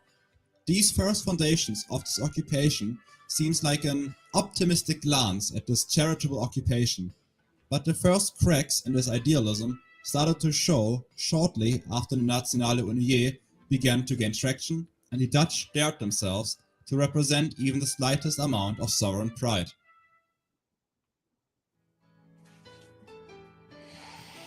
I'll not go into excruciating detail how the occupation fell apart, because the construction is the focus of this video, but either way it's important to know how it fell apart. The first big crack in Inquart's idealism showed itself on the birthday of Prince Bernhard of the Dutch royal family. This is where Inquart had a true chance to show off his political ingenuity, if he had any. Inquart first started with the banning of Dutch flags, but then this order was given to lower Dutch secretaries. They informed the mayors that this order can be circumvented by simply wearing Dutch colors as clothing. This order was then followed up by a ban on singing the national anthem. That this was hard to control, especially in smaller cities, was obvious, and led to massive unrest on the day of the celebration. The higher SS police leader Rauter dispersed crowds with drawn pistols. The arrest of the beloved Dutch general Winkelmann didn't help either, and after that he was accused of dissident behavior by the SS. The incidents of that day could have been limited to the Reichskommissariat if not for Dr. Nochemann, who wrote a letter about the events to Heydrich, which then subsequently reached Hitler. Otto Inquart was then instantly called to Berlin and experienced the fury of Hitler over this failure. After the visit, 200 hostages were taken and 500 people were arrested, and a week after the event, radio usage was restricted to only programs controlled by the Third Reich or Dutch media outlets that had the direct support of the Reichskommissariat. The event showed the inability of the RKS to combine their hopes for a passive occupation while at the same time achieving self-Nazification. Inkwodt himself cites the tightening of controls had come by the orders of Hitler himself after the conversation. If this is actually true or just an excuse after the war cannot be determined with certainty. No, just to make sure here, Holy fan, this isn't Three Arrows. This is it's Julie. I'll go ahead and I'll let the chat go ahead and describe y'all Julie and everything else. But yeah, Franco liberalized and had highly reactionary tendencies. Yeah.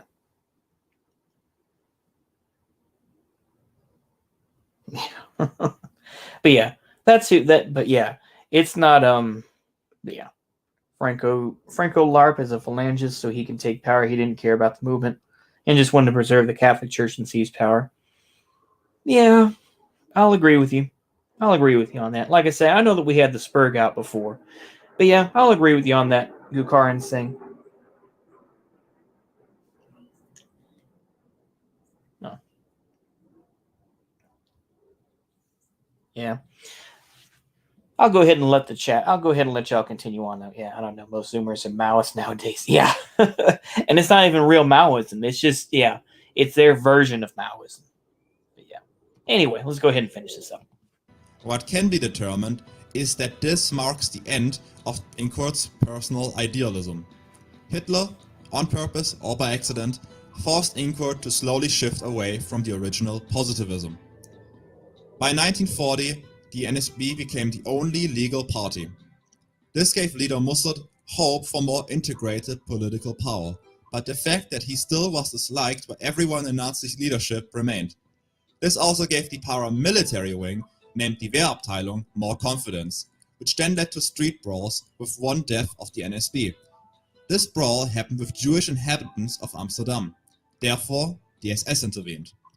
With the intervention of the SS, the precious reluctance of using Nazi methods in the Netherlands disappeared, and around 500 Jews were deported.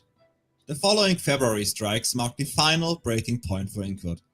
After deporting many Jews, many communists called for the general strike, which then many normal Dutch people joined in. With the help of DVA, the strikes were quickly put down, and Inkwardt handed down 18 death penalties, which he restrained from doing up until that point. In Verordnung 55 in 1941, the higher SS was no longer restricted to adhere to the laws of the country, and by July 1942, they were able to hand out collective punishments as a measure for preventing resistance. To find any law for their broader ethnicity by this point is hard to find. The hardest strike was probably the order given by the Wehrmachtsbefehlshaber, General Christi Hansen, to reincarnate slowly the prisoners of the war during the Dutch defeat. Hitler giving the order for Dutch soldiers being allowed to go home after the war and allowing Dutch officers to keep their pistols was probably the biggest propaganda victory done during the entire occupation, and with the end of that also marks the end of trying to appeal to anyone but the hard fringes of the Dutch population. The hard fringes remain interesting though. While trying to appeal to the masses for a vague goal of pan-Germanic idealism didn't really work out, the same cannot be said about the already existing far-right and the youth. The Netherlands accumulated around 25,000 young men volunteering for the SS. Meanwhile, the NSB swore their loyalty to Adolf Hitler in December of 1941. This is obviously cloaked political pragmatism as always, but the NSB did hope for more participation in the political state, but in reality it just made them even more locked in between the dualism of the SS and the Reichskommissariat. Die niederländische SS was quickly renamed to Germanische SS, and this Yeah, there is truth to that. Cornholio fan 1985 with communists were among the first groups to organize against slavery and put down a heavy hand towards ending it in the USA. How come the communists are the only ones who try to do anything? The right only ever seems to do anything when somebody upsets the status quo. There is truth to that. What I will say, though, is that in the United States in general, the left was, destroyed through CIA propaganda and through arrests. Even currently, Oh, excuse me. I'll just stretch a little bit. The PSL, the Party of Socialism and Liberation, has some of their members arrested as well. So I think it's difficult to say, but I do agree with the rhetoric. What's going on at Roger? How are you? We're almost done with watching Julie's video. Mark's, yeah, someone quite racist himself, yeah. About 12 minutes. Disconnected from the NSB and then added into the Standarte Westland. This led to the famous humiliation of the Dutch NSB leader Anton Mussert, where the fresh Dutch SS volunteers were supposed to swear their loyalty to Mussert, but instead, publicly, swore their loyalty to Adolf Hitler instead. Yeah. Besides these hard fringes of the NSB, it is difficult to find any genuine pan-Germanic idealism left in the occupation. Of course, single phrases can be detected. SS Hauptamtschef Berger suggested in late July 1943 to make the Netherlands into a Reichsgaue, but this was more of a trivial statement. In a big bureaucrat plot involving Fritz Schmidt, the German Commissioner General for Political Affairs, he suggested Mussert only temporary, and because Mussert was so embarrassingly bad that the German integration would seem like an upside to the Dutch population. This can also be seen in this quote. Die Holländer würden ihn auch nicht sehr lange ertragen.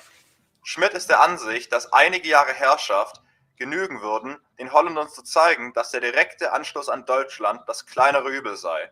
Und er glaubt demgemäß, dass es in 6 bis 10 Jahren möglich sein wird, die Holländer von sich aus zum direkten Anschluss zu bewegen. With the decline of the war, so did the material conditions of the Dutch people.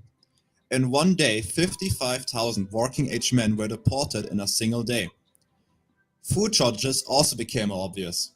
While the fringes of the Dutch political apparatus still collaborated by that point, when their own people started starving, this slowly changed. When Incourt on purpose forced an embargo on food for a previous strike on the 17th of September 1944, even NSB mayors collaborated with the resistance to supply the population with food. The Dutch at this point were not seen as too different as, for example, the French resistance, and were also treated that way. On October 1944, after a German officer was assassinated, Germany burned down 75 houses and instantly executed 7 men, and then deported the entire village of 660 civilians to concentration camps. At this point, the occupation becomes circular. The people strike, Incourt punishes them ruthlessly, they join the resistance, and the whole circle starts again. This only accelerates further with the start of Operation Market Garden. With the day of defeat coming closer, most Dutch collaborators on the so-called Toller Dienstag escape to Germany. Incourt holds out until the Wehrmacht largely takes over to construct the Fortress Netherlands.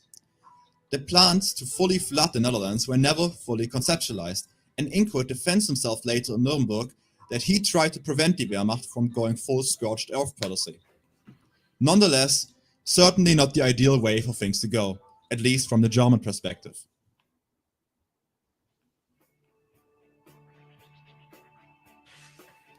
To blame ideology on why the occupation fell apart would be silly.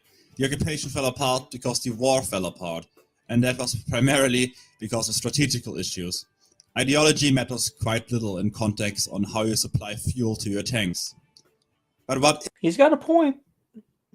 He made some very... I like this because, yeah. Big brain, yeah. It is pretty common. Like I say, I think that, yeah... I think Julie does have a point in this. And maybe I'm just sounding like I'm full of shit. And you can call me out for that. I do realize I am full of shit myself. I do realize that. But I think that ideology itself doesn't really make a difference. If you don't have smart people around you and the people that know what they're doing, then you're just going to be shit. You know? It's like people, you know, do you think that people would purely talk about the Soviet Union, you know, and make such stuff up if they didn't have smart people around them? They did. Soviet Union had a lot of intelligent people. And they had people like Mikoyan, you know, or Nastas Mikoyan. Not Mikoyan Gredic, you know, not the MiG guy, but the other one. Yeah, Real Politic is based. Yeah. like I say, in general, I think that you see this strategy going on with, between various groups in the United States, where it's like, the left, so much, or far left, as artistically pragmatic and objective. Yeah, there's no hint of romanticism or idealism in his thoughts. Yeah, low. Yeah. Yeah, that's true. Okay, let's go ahead and finish this up. Sorry. Is interesting to analyze and related to ideology is how the Dutch population reacted to this pan-Germanism that wanted to include them. The reason why I called this video Anti-Reality of Politics is to show how secondary ideology is to politics. To understand why the Dutch didn't embrace the occupation, we need to look at what created the Nazi ideology to begin with. To compare how ideology afflicts different target audiences historically, in this case the Dutch and the Germans, you have two options. You can set an autonomous premise and assume that the masses just need to hear of a universally better and scientifically more objective ideology. Then, the ideological class in this case assumes the role of a preacher and then reveals it to the masses.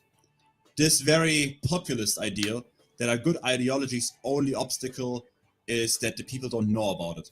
Yeah. I don't deny that for a minority of people, and especially the political class, a level of discourse and autonomy exists.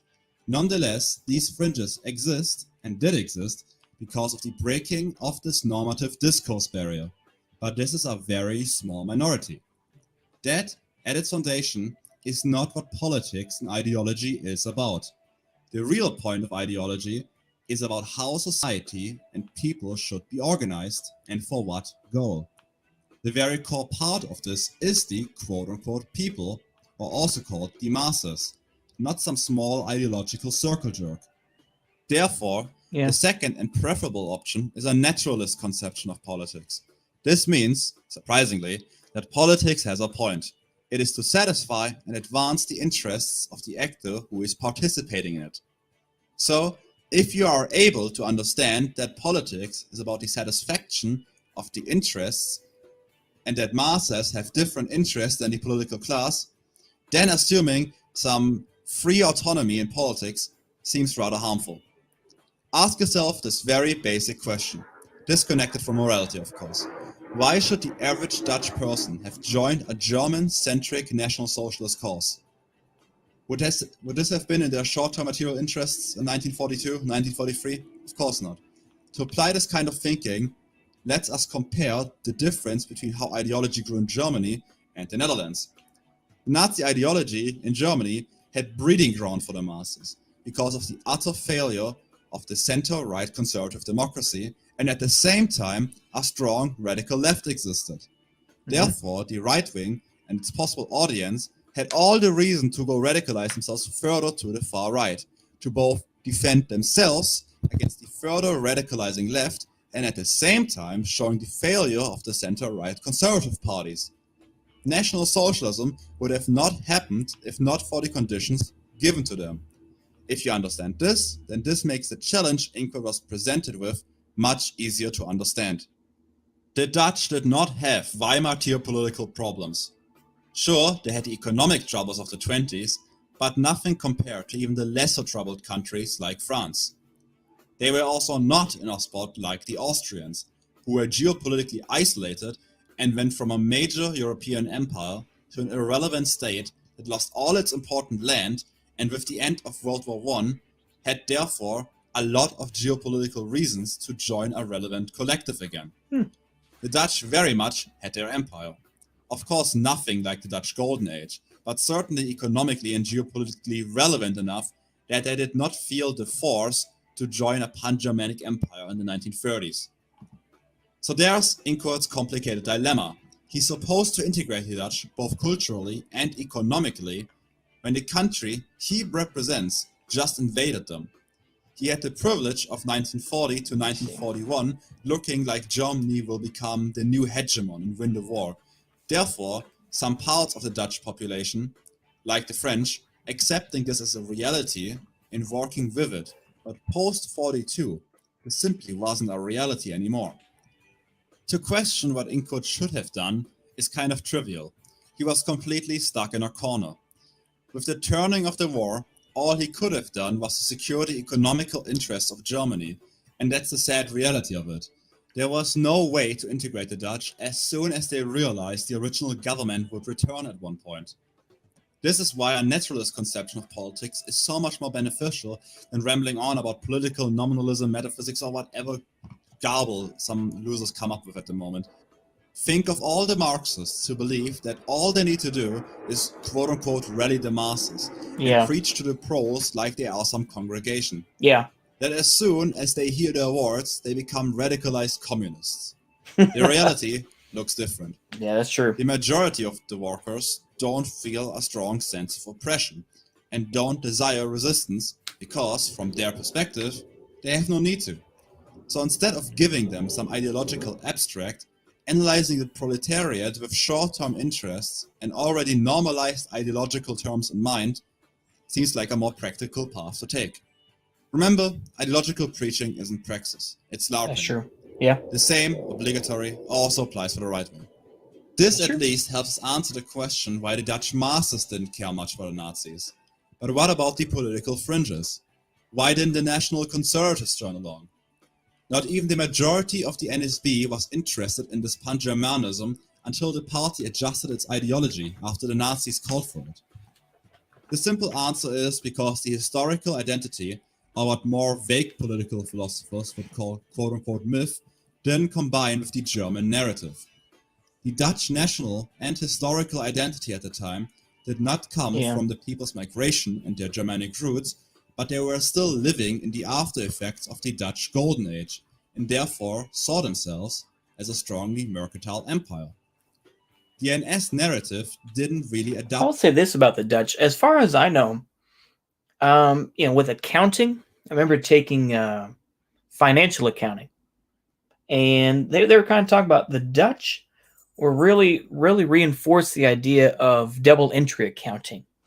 I think, well, the Italians had it, but then, the Dutch in particular were very much, they show in their books and everything else like that, showing their records. That was very much something that the Dutch included. So, like I say, once again, it kind of defeats the idea that, well, it was the Jews and all. It's like, well, no, the Italians came up with accounting as we know it, and a lot of, what accounting is seen as today in the world comes from Italy, comes from the Dutch, and everything else. So I just say that as an off topic, but yeah, go ahead. Well together with the conservatives, Basic and accounting, considering yeah. the empire was still very much alive, well, there was no necessity for this narrative. And I think, just to respond a little bit here, just to throw in my 2 cents about Keith Woods, I think people don't like Keith Woods because he kind of includes a lot of Marxist stuff as well, but I mean, in his analysis, but also is that he has Richard Spencer on, and he still has a good relationship with Richard Spencer. And I think that's what pisses people off, I think, a lot. And I don't know. I'm so about it. I think it's just kind of meh, really. But I think that's part of the reason why people dislike him. But anyway, I don't really, get into that too much. I mean, I do my own thing in general. As hackneyed as what I do is, and I do realize it is hackneyed, but it's okay. Changing. It's a very slow development of all cultural institutions slowly shifting towards this new narrative, and this can take decades. Decades Incourt simply didn't have. To sum this up, instead of accepting that he was in an occupied country like France or Belgium, the Nazi government allowed levels of leniency unseen before and then suddenly restricted it when realizing it was obviously not working out. Yep. This leading only to more resistance, because the Dutch population felt that leniency was possible and that this was taken away. The ruthless occupation that showed itself at the end was unavoidable in context of the war. Yeah. It is undeniable, though, that the Nazis saw the Dutch as their own, that they saw them as a group that will be part of the core of the future geopolitical force they wanted to become. The policy of leniency might have worked out if the war would have ended in 1941 or 1942, but this wasn't the case. The end of Ingvar's journey in the Netherlands ended with him showing off his integration into Dutch culture by escaping back to Germany on a boat. The Netherlands was therefore free of German influence, but after the war slowly started losing their empire anyway, largely because of the American hegemon World War II created. The empire that was so important to their anti-German identity fell apart, and after the Dutch rediscovered their Germanic barbarity for a short time in the Indonesian War for Independence. For those that know, that song that he's using in the background is a, I believe it was a Dutch SS song. I think I can't think of how it goes offhand, but it's like bum do do do, kind of the standard sort of thing at the time. But yeah, I believe that it's kind of ironic they used that at the end. But yeah, very good, nice touch. I like that. They basically became a minor to irrelevant player in NATO Anti-usury until laws. economic strength recovered through the EU, and they are now in one power block with Germany again. As always, thank you for all the people who helped me make the video. Bedankt an alle Nederlandse Twitterers, die mir haben geholfen mit den Verteilen von seltsamen Brunnen. I'll try to upload more frequently. Till then, see ya.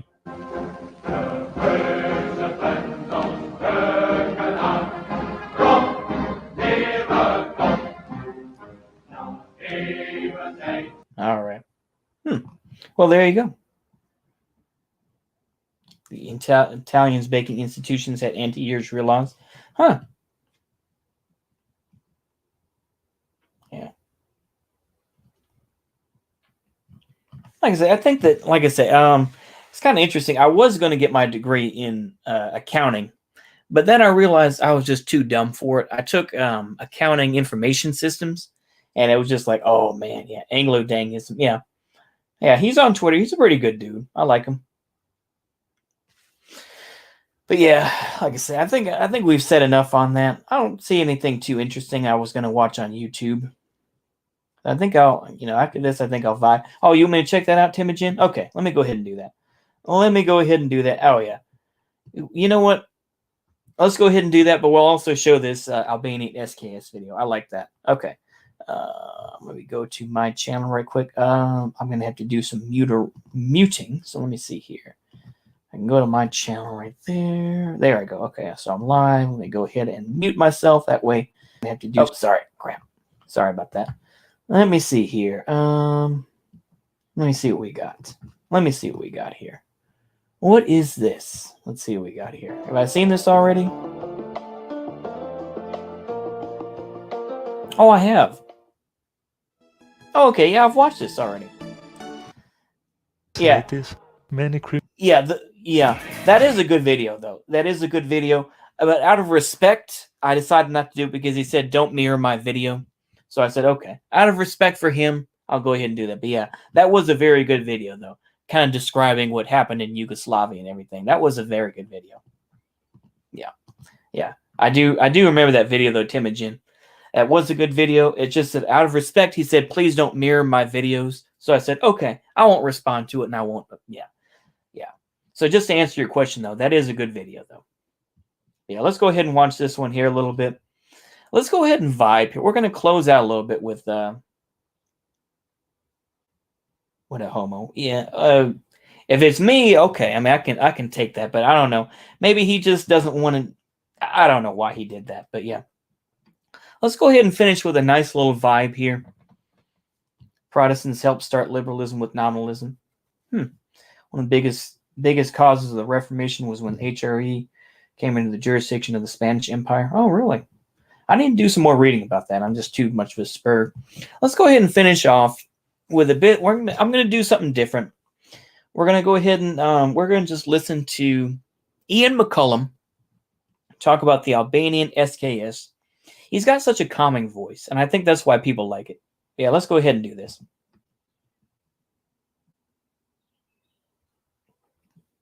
I don't think he'll mind. Thanks for tuning in to another video on ForgottenWeapons.com. I'm Ian McCullum, and I'm here today at the Rock Island Auction Company, taking a look at some of the guns they're going to be selling in their upcoming February of 2018 regional auction. And today, we have an Albanian SKS. This is, you could say, either the most common of the rare SKSs or the rarest of the common SKSs. There are 5 major countries that produce substantial numbers of SKSs, and they would be Russia, China, Yugoslavia, Romania, and Albania. And of those 5, the Albanian is the scarcest. Now, it's not quite as rare as the really uncommon ones like North Vietnam and East Germany, but it's a pretty unusual variant. So we're going to take a quick look at it, and then we're going to compare it to a standard Chinese SKS and see what differences there are. Because where a lot of SKSs vary pretty much only in marking, there are some very definite unique features to the Albanian. And don't worry, I'm not going to make y'all watch those two. I'm going to watch those later on my own. But yeah, go ahead. So the backstory of this rifle begins with the ruler of Albania from World War II until his death in 1985, a guy named Enver Hoxha. And Hoxha gang, baby. Hoxha gang. He was a pretty hardcore Marxist, actually, literally Marxist. Literally Marx. Come on, Ian. You don't have to be like that. I'm not gonna, because I like Ian McComb. I do. I like the videos. They're nice and calm. It's a good vibe. It's just good to just vibe with them, and you can just watch them. But yeah, okay. He broke from Yugoslavia and kind of turned to the Soviet Union for general partnership, aid, foreign trade, that sort of thing. In the late 1940s, he was quite fond of Stalin. However, after Stalin died and when the Soviet Union began to liberalize a bit, the relationship between Albania and the Soviet Union started to get kind of not so great. Hoxha really disliked the liberalization of the Soviet Union, and so he started to pivot towards more of an alliance with China. China, at the time being ruled by Mao, was a much more hardline sort of government, political philosophy. And so it was this alliance with the Chinese that led to this rifle. So in 1962, China licensed production of the SKS. Nobody in America knows Chinese Type Type 56 That's true. SKS to the Albanians. And they sent in some advisors to help set up tooling and produce this rifle. It would end up going into production in 1967 and was produced until 1978. By the late 1970s, the Albanian relationship with China was also falling apart. We don't need to get into the political repercussions for Albania. Suffice to say, by 1978, the relationship with China was pretty much over, and production of the SKS was also. Basically, Hoxha didn't like the Cultural Revolution. Basically, I think that's kind of what it is. That may be a bit more revisionist, but I think that's kind of what it was. Pretty much over. Now there are known production for these years because most of the rifles are actually dated, including this one. There's a small number that are not, and there is some question as to what those rifles specifically are. Probably the best theory is that they are the earliest of the rifles. After they made them for a year or a couple years, they decided that they ought to start dating them all in addition to serializing them. So that's the most likely theory, although no one can say for sure. Now, there is also a gap between 1972 and 75 when they did not manufacture any. That is possibly because Albania was tooling up to produce AKs, or it might just have been that they were buying Type 63 rifles from the Chinese for military assistance instead of making SKSs. It's kind of hard. No one really knows exactly what the reason is for that gap in production. But that's pretty much the basics. Let's go ahead and compare this to a standard Chinese rifle. The most obvious visually identifiable difference that really marks an Albanian SKS is the handguard. So this is a Chinese standard Type 56, and this is our Albanian SKS. And you can see that on the Chinese one, the handguard covers a little more than half of the gas tube. On the Albanian, and only on the Albanian, not any of the other variants made by any other country, the upper handguard actually covers the entire gas tube. And then this is a little less noticeable, but the lower handguard, the stock really, is about 2 inches longer in order to make up the same length. So on the Chinese one, the stock ends here. On the Albanian, it comes all the way out to there. Since I did mention the serial numbers, let's just start with that. Serial number will be marked in full on the left side of the receiver. It's a 5-digit number, although I don't believe there was, in fact, there was never any year that they had more than 9,999. So they'll all be 2, 3, or 4-digit numbers with a leading 0. And then the last 2 digits are the year of production. So this is a 1978. That's one of the more common years, and production, basically the 3501. The serial number will be located on the receiver, as well as several other places. The bottom of the magazine, the bottom of the trigger guard, the back of the receiver cover, the top of the bolt, and the side of the stock. And these serial numbers do correspond to exactly the same places that the Chinese marked serial numbers on their guns. The next most obvious difference is the charging handle. The Albanian guns, and only the Albanian guns amongst all production of SKSs, have this kind of smooth hook-shaped sort of charging handle, where the Chinese guns, and most of the others out there, have a cylindrical bolt handle with nice knurling on the end. Exactly why they made that change is a little hard to say. The handguard change really makes sense. You do get better protection for the shooter by having a full-length handguard. This could be that someone thought this was a more comfortable charging handle to use. It might be that it was just simpler to manufacture. There's really no authoritative source on that. As we move into more subtle differences, the next thing we'll look at is the magazine well, or the magazine body itself. On the Albanian SKS here, this kind of comes down and has a curve to it right there at the tip. On the Chinese rifles, that's much more of a flat surface. Not quite entirely flat, but you can see the difference in profile there. And that is, again, distinctive to Albanian. And once again, I can't give you any specific reason why it was done that way. Next up, we have the bayonets. These both use the exact same style of bayonet. It's a spike style bayonet. The Chinese ones are just slightly longer than the Albanian. The blade itself, I believe, is 11 7/8 inch on the Chinese and 11 inches on the Albanian. So not quite interchangeable. That's a relevant point. If you have an Albanian rifle missing its bayonet, a Chinese one will not fit unless you have it shortened. The storage in the buttstock is also slightly different. Standard SKS rifles, including the Chinese, have just one trap door back here for a cleaning kit. The Albanians put in 2. One is for a cleaning kit and one is for an oil and solvent bottle. That is, again, distinctive of Albanian rifles.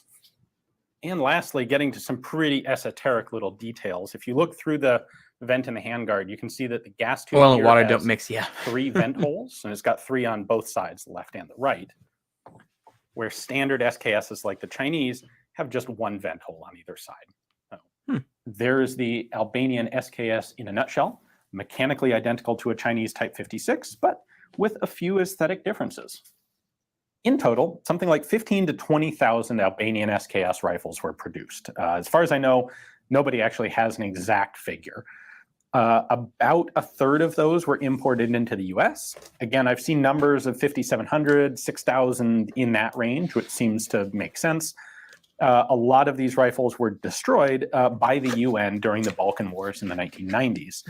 And so that's why a lot of them did not end up in the United States. The rest of them did. And so for being a fairly rare variant, they're actually not incredibly difficult to find here. Although they are certainly one of those rifles that will get, bit by bit, they will become scarcer and scarcer as collectors decide that they are interesting, as the SKS gets a little more reputation as a collectible rifle instead of just a $99 junk bin special like it used to be. So I think these are pretty cool guns. This particular one is, well, all matching, really nice example. So hopefully you guys enjoyed watching the video. If you would like to have this particular one yourself, take a look at the description text below. There we go. It's always amazing. I think he took it off, but I remember that he used to have in the detail how much these sold for. Remember that? I think that he, it'd be like, you know, like $1 million or something like that for a rifle or something like that. It's amazing. Yeah. KLA. Oh boy, KLA ambush. Albania was never part of Yugoslavia. Yeah, we know. Oh, Albania. Oh boy, yeah. Okay, well, I think I've said my piece here. We've gone for almost 2 hours there. Like I said, I will try to do less response videos and whatnot, because I do think that, yeah, it's kind of passe, isn't it? kind of doing response videos. But yeah, I think that's pretty much the point I want to make. And like I say, later tonight we will be reviewing the classic kung fu movie Martial Arts of Shaolin, directed by Lau Kar-leung, starring Jet Li. So I hope y'all can stick around and check that out when I do go live on that. Probably be about 7 o'clock Central Time. So yeah, stick around for that. I think that's all I got to say. I'll go ahead and play an outro. Why not? I didn't feel like putting on the intro, but I'll put on an outro. So we'll go ahead and do the Grandpa Jones outro. Here we go. I hope y'all enjoy, and goodbye. Open wide, and run the grease, the good,